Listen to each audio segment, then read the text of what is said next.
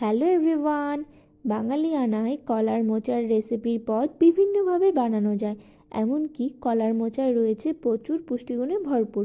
চলো আজকে সম্পূর্ণ ভিন্নভাবে তোমাদের সাথে আজ শেয়ার করছি কলার মোচার বাটার রেসিপি। এবার একটা গোটা কলার মোচার অর্ধেকটা ছাড়িয়ে কচি অংশটা তোমরা গ্যাস বা মাটির উনুন যেভাবে পারো ভালোভাবে এপাশ ওপাশ পুড়িয়ে নিতে হবে। কলার মোচা ভালোভাবে পোড়ানো হয়ে গেলে পরিষ্কার করে একটা মিক্সির মধ্যে দিয়ে এর মধ্যে যে উপকরণগুলো মিক্সড করব তা হলো কাঁচা লঙ্কা, পেঁয়াজ কুচি, গোটা রসুনের কোয়া।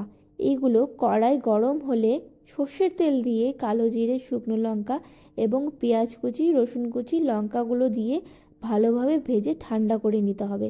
আগে থেকে ভেজে নেওয়া চিংড়ি মাছ সব একসঙ্গে দিয়ে স্বাদ মতো লবণ মিশিয়ে একটা মিক্সি বা শিলনোড়া তোমরা যেভাবে পারো ইচ্ছে মতো বেটে নিতে হবে।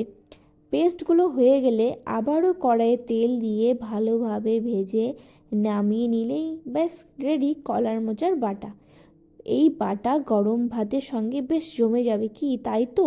তোমরাও এভাবে ট্রাই করতে কিন্তু ভুলো না। আর অবশ্যই বাড়িতে বানিয়ে বলো যে খেতে কেমন হয়েছে। আর কমেন্ট করতে তো একদমই ভুলো না, অবশ্যই জানিও কমেন্ট করে।